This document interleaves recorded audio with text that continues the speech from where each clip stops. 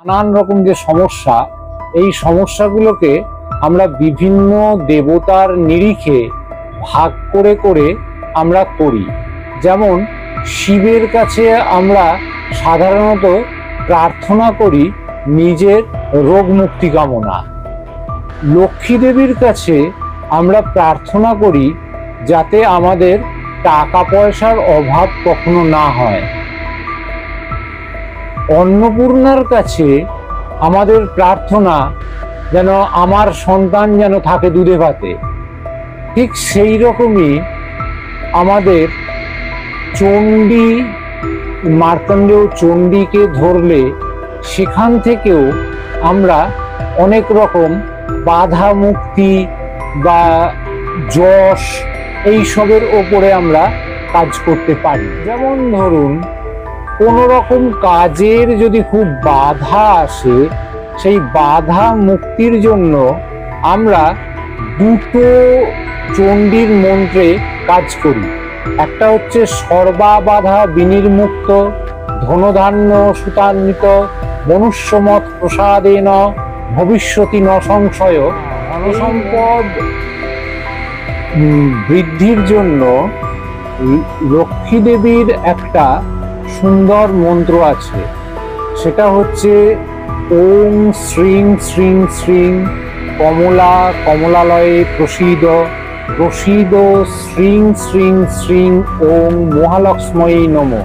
আর এটা আছে তন্ত্রেতে নীল সরস্বতীর পূজা এবং নীল সরস্বতীর কবচ। এই নীল সরস্বতীর কবচ যদি কারো করে দেওয়া হয়, তাহলে পরে এই বিদ্যায় বাধাটা তাদের ভীষণভাবে কেটে পরিষ্কার হয়ে যায় এবং তারা খুব সফল মানুষ হয়ে ওঠে। এই যে গ্রহদোষের কথা আপনি বললেন, তো এই গ্রহদোষ নিবারণের কি কোনো প্রক্রিয়া বা মন্ত্র এমন কিছু আছে যা সাধারণ মানুষ তার জীবনে প্রয়োগ করে বা পালন করে এই গ্রহদোষ থেকে মুক্তি পেতে পারে? মন্ত্র উচ্চারণ এবং স্তব পাঠের মধ্যে দিয়ে আমরা বহু গ্রহদোষের খণ্ডন করে থাকি। আজ আপনাদের সামনে তুলে ধরা হবে বিভিন্ন শাস্ত্রীয় মন্ত্রের দ্বারা গ্রহপীড়া থেকে মুক্তির উপায়। আর আজকের এই পডকাস্টে উপস্থিত আছেন শ্রী অভ্রদীপ চট্টোপাধ্যায় মহাশয়। তিনি আপনাদেরকে আজ বিভিন্ন শাস্ত্রীয় মন্ত্রের দ্বারা কিভাবে গ্রহপীড়া থেকে মুক্তি পাওয়া যায় সেই বিষয়টি তুলে ধরবেন। তো আসুন আর কথা না বাড়িয়ে আমরা পৌঁছে যাই শ্রী অভ্রদীপ চট্টোপাধ্যায় মহাশয়ের কাছে এবং তার কাছ থেকে জেনে নিই আজকের বিষয়টি। প্রথমেই প্রণাম এবং স্বাগত জানাই আপনাকে আমাদের চ্যানেলে। তো যে প্রশ্নটি আমি আপনাকে করতে চাইছি সেইটি হলো, এই যে আমাদের শাস্ত্রের বিভিন্ন বিধি নিয়ম, তো মানুষ তো বর্তমানে বিভিন্ন রকম সমস্যার মধ্যে জর্জরিত, বিভিন্ন সমস্যা জর্জরিত হয়ে আছে। তো এই যে বিভিন্ন মন্ত্র তন্ত্র আচার আচরণ, তো শাস্ত্রে কি কোনো বিধি মন্ত্রের এমন দেওয়া আছে যার দ্বারা বা যেই নিয়ম পালন করলে মানুষ এই সমস্ত তাদের জীবনের সমস্যা থেকে মুক্তি পেতে পারে? হ্যাঁ, এটা করা যায়। নানান রকম যে সমস্যা, এই সমস্যাগুলোকে আমরা বিভিন্ন দেবতার নিরিখে ভাগ করে করে আমরা করি। যেমন শিবের কাছে আমরা সাধারণত প্রার্থনা করি নিজের রোগ মুক্তি কামনা।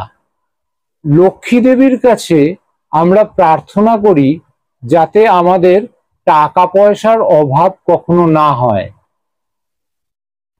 অন্নপূর্ণার কাছে আমাদের প্রার্থনা যেন আমার সন্তান যেন থাকে দুধে ভাতে। ঠিক সেই রকমই আমাদের চণ্ডী, মার্কণ্ডেয় চণ্ডীকে ধরলে সেখান থেকেও আমরা অনেক রকম বাধা মুক্তি বা যশ এইসবের ওপরে আমরা কাজ করতে পারি। যেমন ধরুন যে একটা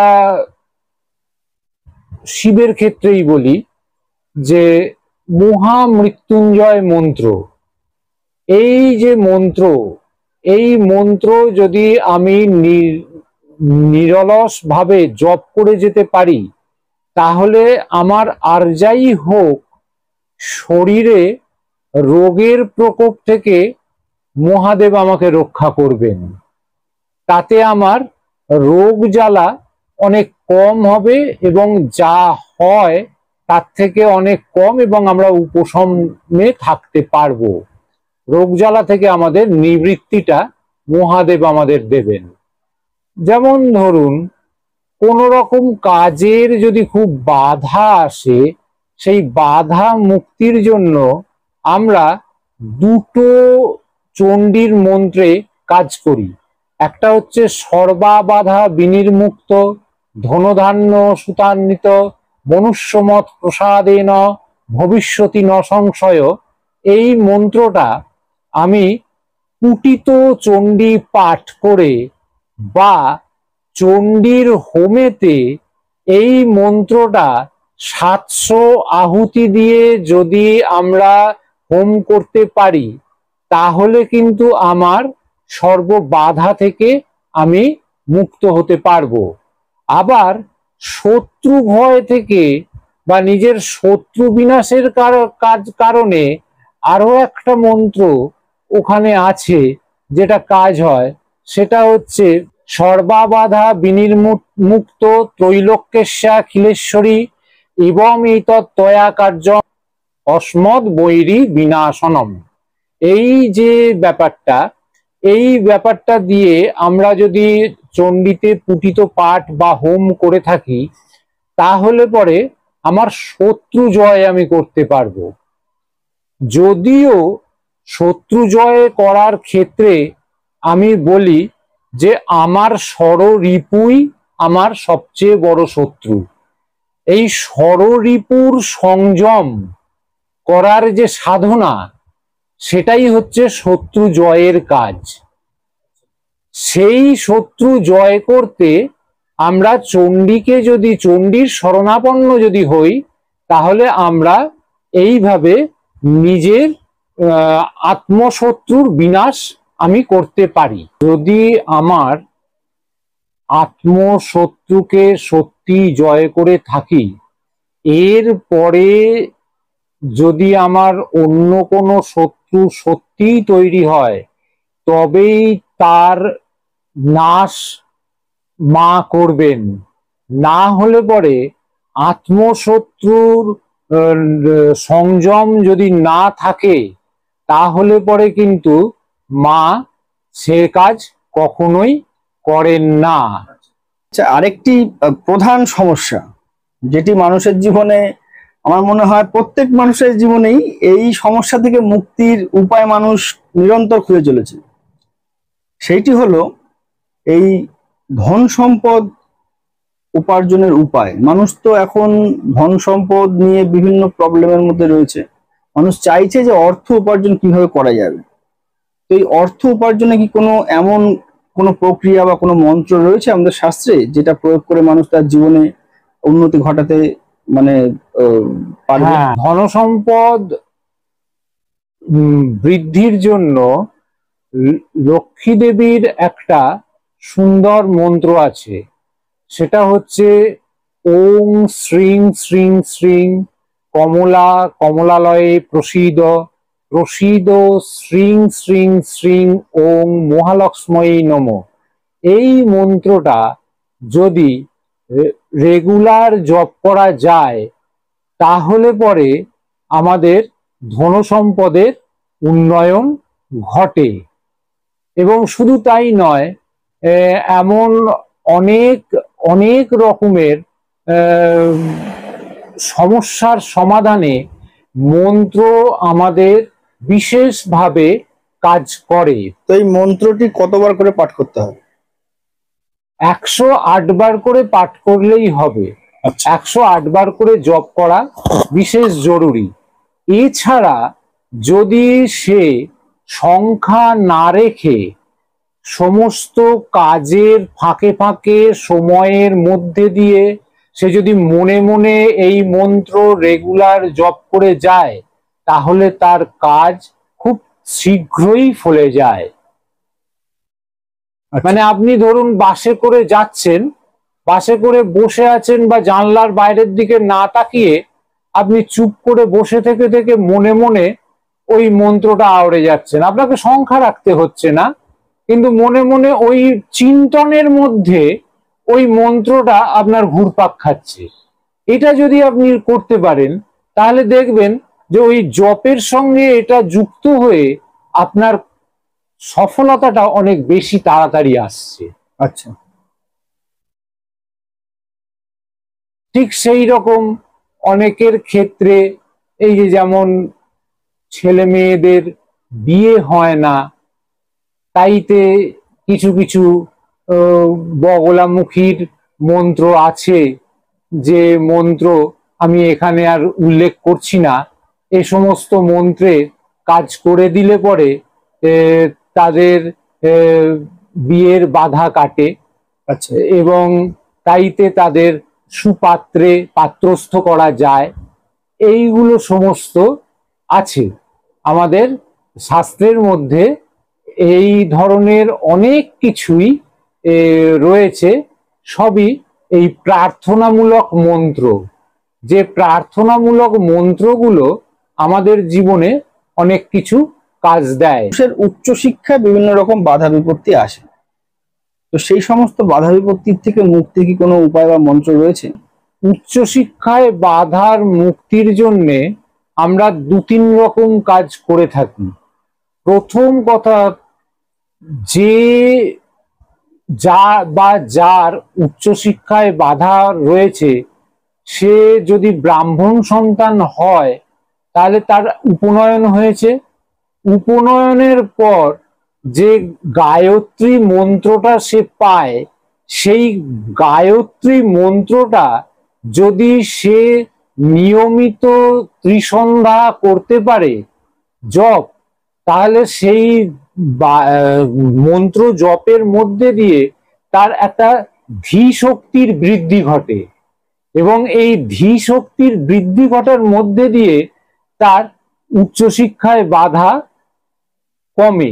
আচ্ছা, আবার আমাদের দেখা যায় রামকৃষ্ণ মিশনের মধ্যে একটা খুব ভালো জিনিস হয়, যেটা হচ্ছে সরস্বতী পুজোর দিন হয় পঞ্চমী, শুক্লা পঞ্চমী তিথিতে। সেটা হচ্ছে বিদ্যার্থী হোম। আচ্ছা, বিদ্যার্থী হোম। হ্যাঁ, এটা ওনারা মঠের মহারাজরা প্রতিটি ছাত্রকে দিয়ে এবং ব্রহ্মচারীদের দিয়েও সরস্বতীর হোমে, ওই বিদ্যার্থী হোমে আহুতি দেয়ান। যে আহুতি দেয়ানোর মধ্যে দিয়ে ওদের ছেলেদের পড়াশোনার যে বাধা, জ্ঞান অর্জনের যে বাধা, সেটা কেটে যায়। এবং তার জন্যে ওরা, ওখানকার ছাত্ররা দেখবেন খুব সুন্দর পরীক্ষার ফলাফলগুলো খুব সুন্দর করে। প্রথম 10 জনের মধ্যে, প্রথম 20 জনের মধ্যে ওদের সবার নাম থাকে। এটা হচ্ছে একরকম প্রসেস। আর একটা আছে তন্ত্রেতে নীল সরস্বতীর পূজা এবং নীল সরস্বতীর কবচ। এই নীল সরস্বতীর কবচ যদি কারো করে দেওয়া হয় তাহলে পরে এই বিদ্যায় বাধাটা তাদের ভীষণভাবে কেটে পরিষ্কার হয়ে যায় এবং তারা খুব সফল মানুষ হয়ে ওঠেন। আচ্ছা, এইগুলো বিদ্যার বাধার ক্ষেত্রে আমরা এইভাবে বিভিন্ন রকম প্রার্থনাদি বা জপ বা মন্ত্রের মধ্যে দিয়ে আমরা এই বাধা দূর করে দিই। মন্ত্রের শক্তি, এটা মন্ত্র শব্দ তো মানে ব্রহ্ম শব্দকেই আমরা ব্রহ্ম বলি। কেন বলি না, এই শব্দের প্রয়োগের মধ্যে দিয়েই আপনাকে আমি যেমন রাগিয়ে দিতে পারবো, এই শব্দের প্রয়োগের মধ্যে দিয়েই কিন্তু আপনাকে আমি আমার পাশে বসিয়ে দুটো কথাও বলতে পারবো, আপনি আমার কথাটা শুনবেন। তো এই যে শব্দের প্রয়োগ, সেইটা তখনকার দিনের মুনি ঋষিরা খুব ভালো জানতেন, যার কারণে তারা ওই যে ধ্বনির যে একটা ব্যালেন্স প্রয়োগ, এইটা তারা এই মন্ত্রের মধ্যে দিয়ে করে দিয়ে গেছিলেন। যেটার মধ্যে দিয়ে আমাদের মনকে যেমন শান্ত রাখবে, ঠিক সেই রকমই আমাদের চলার পথের বিভিন্ন বাধাবিঘ্ন সহ যে সমস্যাগুলো তৈরি হয়, সেই সমস্যাগুলোকে সমাধানটা পথ তারাই ওইভাবে খুঁজে দেবে। এই যে গ্রহদোষের কথা আপনি বললেন, তো এই গ্রহদোষ নিবারণের কি কোনো প্রক্রিয়া বা মন্ত্র এমন কিছু আছে যা সাধারণ মানুষ তার জীবনে প্রয়োগ করে বা পালন করে এই গ্রহদোষ থেকে মুক্তি পেতে পারে? মন্ত্র উচ্চারণ এবং স্তব পাঠের মধ্যে দিয়ে আমরা বহু গ্রহদোষের খণ্ডন করে থাকি। যেমন একটা কথা বলি, চন্দ্রের দোষ, মানে চন্দ্র যদি একা থাকে, এখানে একা থাকার অনেক রকম ব্যাপার আছে। হয়তো দেখা যাচ্ছে যে চন্দ্র যে ঘরটায় আছে সেই ঘরে কোনো একটা গ্রহ আছে, কিন্তু তার দুপাশে কেউ নেই। বা কখনো হয় চন্দ্র যে ঘরটায় আছে সেই ঘরে কেউ নেই, তার দুপাশে কেউ আছে।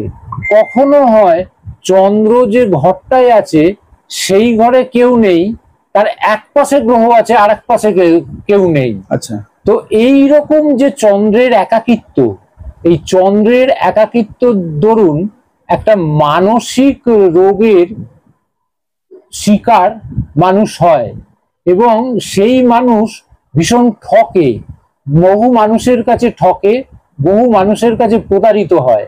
তো এই জায়গাটা থেকে মুক্তি পেতে চন্দ্রের কিছু মন্ত্র আছে, সেই মন্ত্র যেমন জপ করাতে হয়, সেই রকম চন্দ্রশেখর শিব বলে একটি শিব মূর্তি আছে, চন্দ্রশেখর শিব।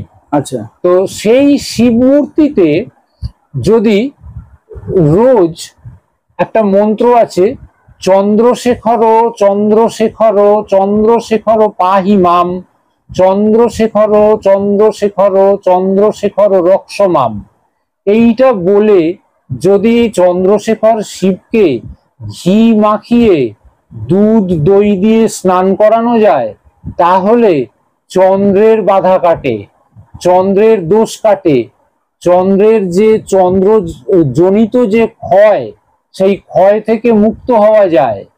তাইতে তখন চন্দ্রের দোষ থেকেও আমরা মুক্তি পেতে পারি। আবার কিছু ক্ষেত্রে আছে, ধরুন রবি গ্রহ নিচস্থ হয়ে রয়েছে, বা কোনো জলজ গ্রহের ঘরের মধ্যে রবির অবস্থান রয়েছে, তো সেই ক্ষেত্রে শরীরে নানান রকম ব্যাধি সৃষ্টি হয়। তো সেই সময়তে আমাদের বলা হয় ৭২ অর্ঘ্য দিয়ে সূর্যের পূজা করা। সেটা কিরকম?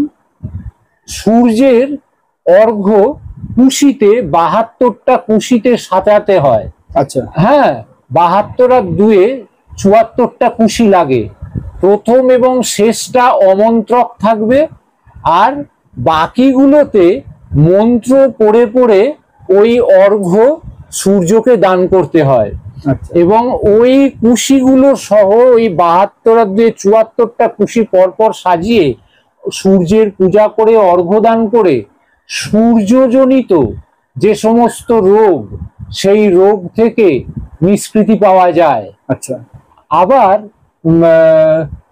পিতার সঙ্গে যে সম্পর্কের দূরত্ব তৈরি হয় সূর্যের নিচতার কারণে, সেইখান থেকেও মুক্তি লাভ করা যায়। আচ্ছা, এখানে আরো একটা জিনিস বলে রাখি, চন্দ্রদোষ এবং সূর্য দোষ কাটানোর একটা অদ্ভুত সুন্দর পদ্ধতি আছে, যেটা আবার মন্ত্রের চেয়েও অনেক বড় হয়ে যায়। সেটা হচ্ছে, যদি যে ব্যক্তির চন্দ্রদোষ বা সূর্যদোষ আছে, তার যদি বাবা মা উভয়ই জীবিত থাকেন, তো সেই ব্যক্তি সকালবেলা বাসি মুখে বিছানাটা ছেড়ে সবার আগে বাবাকে এবং মাকে যদি প্রণাম করতে পারে, তাহলে কিন্তু চন্দ্রদোষ এবং সূর্যদোষ থেকেও মুক্ত হতে পারে। আচ্ছা, আবার দেখুন যে বুধের যে গ্রহের দোষ, সেখান থেকে যদি মুক্তি পেতে চায় কেউ, তাহলে বিভিন্ন গাছের যে পূজা হয়, এই ধরুন কলা গাছের পূজা, অশ্বত্থ গাছের পূজা, বট গাছের পূজা, বেল গাছের পূজা, তুলসী গাছের পূজা, এই গাছগুলোর পূজার মধ্যে দিয়ে কিন্তু বুধের দোষ কাটানো যায়। আচ্ছা। আমলকি গাছের পূজা, আচ্ছা। এই ধরনের গাছের পূজা, আপাং গাছের পূজা, ঘেটু গাছের পূজা, বা ভাট গাছের ভাট গাছ হয় বা ঘেটু ফুলের গাছ হয়, ওই গাছের পূজা, এইগুলোর মধ্যে দিয়ে বুধের দোষ কাটানো যায়। আচ্ছা। বৃহস্পতিতে তো কলা গাছ আর কাঁচা হলুদের গাছ তো পূজা বিধি আছেই। আচ্ছা। তাছাড়া বৃহস্পতির গ্রহের নিজস্ব পূজার কিছু মন্ত্র আছে, যেই মন্ত্রগুলোর মধ্যে দিয়ে বৃহস্পতির প্রশমিত হলে পরে, মানে বৃহস্পতির দোষ বা কিছু থাকলে পরে তাকে প্রশমিত করে দেওয়া যায়। শুক্রের দোষেতে শিবের পূজা ভীষণ কাজ দেয়, আর শনির দোষেতে বড় ঠাকুরের পূজা তো আর আলাদা করে বলতে হয় না। আচ্ছা। হ্যাঁ, এছাড়া রাহু জন্যে ছিন্নমস্তার পূজা, কেতুর জন্যে ধূমাবতীর পূজা, এগুলো আমরা সবাই জানি। এবং শুধু তাই নয়, এ তো গেল, এছাড়া আমাদের যে শালগ্রাম শিলা আছে, এই শালগ্রাম শিলার মধ্যেও বিষ্ণুর 9টা রূপে আমরা নবগ্রহের পূজা করতে পারি। আচ্ছা, সেই রূপগুলো কি কি? সেই রূপগুলো হচ্ছে, যেমন চন্দ্রের জন্য দধিবামন, মঙ্গলের জন্য লক্ষ্মী বরাহ, বুধের জন্য লক্ষ্মী জনার্দন, বৃহস্পতির জন্য শ্রীধর, শুক্রের জন্য দামোদর, শনির জন্য বামন, রাহুর জন্য সুদর্শন, কেতুর জন্য লক্ষ্মী নৃসিংহ। এই যে 9টা, এই 9টার পূজা যদি করা যায়, 9টা শালগ্রামের পূজা যদি করা যায়, বা এখানে কেউ যদি পূজা দিতে পারে, তাহলেও কিন্তু নবগ্রহ দোষ খণ্ডন হয়। আচ্ছা। শুধু তাই নয়, কারো কাছে যদি কোনো কিছু শিলা না থাকে, যদি শুধুমাত্র নৃসিংহদেবের শালগ্রাম থেকে থাকে, নৃসিংহ শালগ্রাম থেকে থাকে, তবে সেই নৃসিংহ শালগ্রামের ওপরে চন্দ্রের জন্য করঞ্জা নৃসিংহায় নম, মঙ্গলের জন্য জ্বালা নৃসিংহায় নম, বুধের জন্য পাবন নৃসিংহায় নম, বৃহস্পতির জন্য অহবিলা নৃসিংহায় নম, আচ্ছা, শুক্রের জন্য মালোলা নৃসিংহায় নম, শনির জন্য যোগানন্দ নৃসিংহায় নম, রবির জন্য ভার্গব নৃসিংহায় নম, আচ্ছা, কেতুর জন্য ছত্রবটা নৃসিংহায় নম, আর রাহুর জন্য বরাহ বা ক্রোধ নৃসিংহায় নম। এই মন্ত্র বলে যদি নৃসিংহের ওপরে পূজা করে, তাহলেও কিন্তু নবগ্রহের শান্তি লাভ সে করতে পারে। সাধারণ মানুষ তো ধরুন নৃসিংহের পূজা করতে পারবেন না, তো সাধারণ মানুষ যার কাছে আছে তার কাছে পূজা পাঠিয়ে দিলেও হবে, না হবে নামগোত্র বলে পূজা পাঠিয়ে করতে পারবে। তাছাড়া যারা শালগ্রাম শিলা পূজার অধিকারী হয়ে ওঠেন, তারা নিজেরা পূজা করতে পারবেন। আর যদি তা না করে থাকেন, তো শিবের ওপরে শিব পূজাটা যদি মনোযোগ দিয়ে করা যায়, তাহলেও কিন্তু এই নবগ্রহ দোষ থেকে মুক্ত হতে পারবে। এবারে আমাদের দর্শকদের জন্য একটা কিছু এমন বলে দিন যাতে দর্শকরা নিজেদের জীবনে প্রয়োগ করে বিভিন্ন সমস্যা থেকে মুক্তি হতে পারে। দর্শকদের জন্য একটাই জিনিস বলবো, শিব পূজাটাকে মন দিয়ে করুন। শিবের পূজার কোনো বিকল্প নেই। শিব পূজাটাকে যদি অত্যন্ত মানে ধ্যানমগ্ন হয়ে করতে পারা যায়, তাহলে এর কোনো বিকল্প নেই। দর্শকরা যদি শালগ্রাম শিলার দেখার বা শালগ্রাম শিলার নবগ্রহের শান্তির জন্য শালগ্রামগুলো চিনতে চান, তাহলে আমি পরের এপিসোডে আর একটা এপিসোড করব যেখানে নবগ্রহে শালগ্রাম, এটাই হবে এর বিষয়বস্তু। দর্শক বন্ধুরা, আজকের এপিসোড এই পর্যন্তই। যদি ভিডিওটিকে ভালো লেগে থাকে তবে অবশ্যই ভিডিওটিকে লাইক করবেন এবং শেয়ার করবেন, আর চ্যানেলটিকে সাবস্ক্রাইব করে আমাদের সাথে থাকবেন। কোনো রকম রং না চড়িয়ে সম্পূর্ণ শাস্ত্রীয় ব্যাখ্যা একমাত্র আমাদের চ্যানেলেই পাবেন। তো আজকের এপিসোড এই পর্যন্তই। দেখা হবে আবার নতুন কোনো বিষয় নিয়ে নতুন কোনো এপিসোডে। নমস্কার।